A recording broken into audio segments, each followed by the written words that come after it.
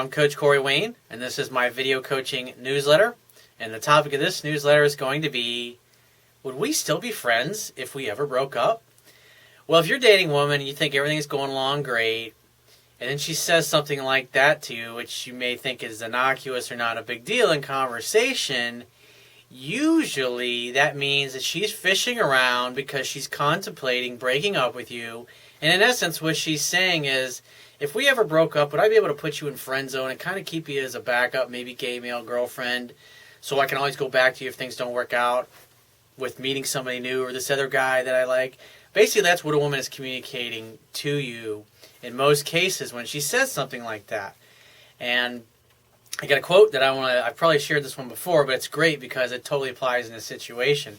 It's by Ayn Rand, and she said, "You can ignore reality, but you can't ignore the consequences of ignoring reality." And so guys, when guys are leading up to the moment where they ultimately get dumped and they're like, what the hell happened? I thought everything was great. They'll hear things like this. Will we still be friends if we ever broke up? And then they'll just ignore it, like it's not a big deal. And obviously when they eventually get dumped, they realize it's a problem. They come to a website like mine. They go through some of the videos and the articles, and they go, oh, all the light bulbs go off in their head. And I totally see that things were like, it's almost like a small, it's like a crash coming up. Like if you're taking race car school, when you start to spin out, they always tell you to look where you want to drive, because most people, when they wipe out in a car, they freeze up and they look at the wall. And because they're looking at the wall and they're staring at the wall thinking, oh my God, I don't want to hit the wall, they literally drive themselves right into the wall. So that's why if you're like spinning around in a car, you want to try to look and see where you want to go and then adjust the steering wheel, obviously, to go in that direction. That's what they teach you in race car school. But it's like these red flags are coming up, and the guy's like, that doesn't mean anything. It's not a big deal. She'd never think about dumping me. That's what they think to themselves. So I've got an email here from a viewer, and he says, "Hey, Corey, I found your website and materials a little over 2 weeks ago. I'm reading your book for the second time now, and I've been trying to get through all of your videos, and I've watched almost 200 of them so far. I love how you are consistent in your teachings, and any questions someone throws at you, you have similar answers. I love it." Well, I simply teach what works. And since I pretty much deal with men and women in every type of society on the planet, because I got clients on every single continent, in every single country, all over the world. And what's amazing about that is that it works everywhere. Obviously, in some societies where they're ultra-conservative and people can't run around in public and do things that they can maybe like in the West, but at the end of the day, men and women respond to what they respond to. And the beauty of what I teach is, like, once you really get to know it, men and women both become totally predictable. You can pretty much set your watch to what the other person is going to do based upon their actions and what they're saying, meaning what you can expect they're going to do next. So he says, "I have an interesting question. A girl I've been seeing for about 6 months who I really like asked me this about a month ago, if we would still be friends if we ever broke up. We are not in a serious or exclusive relationship, even though it has been a while. She has brought up the talk a few times, and nothing came of it because I blew it each time in the conversations." And he says in parentheses, "This was before I started reading and watching your material."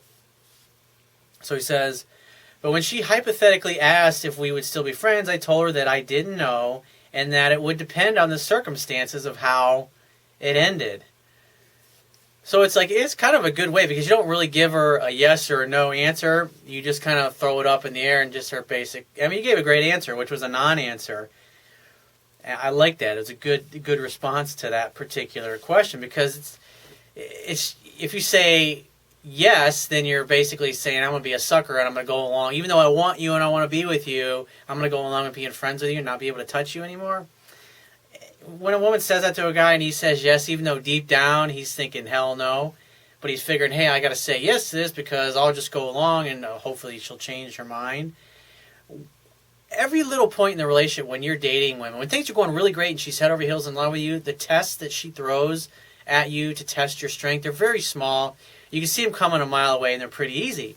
But when things aren't really going that great and she's not head over heels in love with you, her tests tend to be a little bit more difficult. And so when she tests you on something that tests your strength, it's little subtle things like this. She'll be having a conversation, she'll say something to you, and basically, in essence, what she's trying to see is, will this guy stand up for himself? Can I get him to go along with something that I pretty much deep down I know he probably won't want to go along with? And it really is a test of your strength. And if you become submissive and go along with things, or say you would go along with things that you don't really want to do just because you think it's what she wants to hear, what'll happen is she'll sense weakness and she'll pull away and she'll lose attraction. Her attraction will start to drop and she'll start to test you more. She'll become vaguer. She won't be as excited to see you. She'll take a little longer to call you back. She won't be texting you as frequently and as often as she once was. And you got to pay attention to those things. Those are little red flags to pay attention to, and not to beat yourself up over it, but to recognize and say, hey, something's not going right here, and I'm doing something that's causing my girl to lose interest because she doesn't seem to be as in love with me as she was yesterday or a week ago or a month ago, or whatever it happens to be. And so I can't remember, I think it's page 125 of my book, if I remember right, is a page where I go through interest level table, where basically I've got a list of actions for every level of interest, so you can tell, and you'll see these things, and it's amazing, because you'll look at it and you'll be able, when a woman's in love and her interest is in the 90% range, you can look through the actions that I talk about in my book and see it. But the other thing that's interesting about it is as her interest starts to go back the other way, or it starts to drop, say you get lazy, complacent, whatever, what happens is those things that she used to do in the 90% range, certain things, she'll no longer do those. And that's why you always got to pay attention to what a woman does, because she's a direct reflection, in essence, of how you're showing up in the relationship, how successful you are at being mysterious, creating attraction, making her chase and pursue you. Because it's always best if a woman thinks that she's a little bit more into you than you are into her, and that causes her to be a little bit unsure of herself. And that's why she'll call, she'll reach out. Women like to do the pursuing. Even women that say they don't, when you actually ask them to tell you about the guys that they date or that they're in a relationship with, you'll find out that all the things that they often say they want, they're not dating guys that actually treat them like they say they want to be treated. He says, you say if a girl is to give you the let's just be friends talk, to say I'm not interested in that, call me if you change your mind. However, you also talk about a girl who you broke up with and still have a loving relationship with her, minus the physical intimacy. Well, I think the one girl that I've kept in touch with several of my girlfriends off and on over the years, and pretty much for the most, I don't call them, I don't keep in touch with these women. It's like once the intimacy ends, I know the relationship physically and emotionally, it's not going to be the same kind of relationship that it once was. But the door is always open, and if they want to call, they want to talk, or whatever, they're more than welcome to call me. But I don't reach out and I don't call ex-girlfriends at all. And the reason being is they've always pursued me. And now here's the interesting thing about that, as I've also learned over the years that ex-girlfriends who keep in touch with you, a big reason why they call you every once in a while, maybe every few months or several times a year, whatever it happens to be, it's like in a way, in the back of their mind, their current relationship, they're not 100% sure that it's going to work out. And so in a way, it's like they kind of keep their finger in the water a little bit with you to maintain some contact, obviously. But at the end of the day, I mean, some of these girls that that I'm still in touch with, who I used to date, and for whatever reason, their current relationship ended, I know they would start calling me. They want us to video Skype more. They want to know more about my personal life and who I'm dating. It's like usually when you see those questions coming up, it usually means they're thinking about either the relationship's not going to work out that they're in, or maybe they're thinking about themselves breaking up with the guy that they're with. But like I said, it's like once the relationship is over, there's no real reason to continue to keep in touch. But at the end of the day, if women are always chasing you, they're not going to get rid of you. Even when you break up with them, and you're able to do it in a loving way, like I talk about in my book, what happens is you have a really tight bond. If you really love that person, you really care about them, just because the physical intimacy is not there doesn't mean that you're never going to talk to that particular person again. So my attitude is, door is always open. If you want to give me a call, I'm happy to talk, shoot shit. If you send me an email from time to time, I'm happy to keep keep in touch, but I don't personally pursue it because at the end of the day, I don't pursue women anymore. I used to do that a lot when I was younger, and it didn't work very well for me.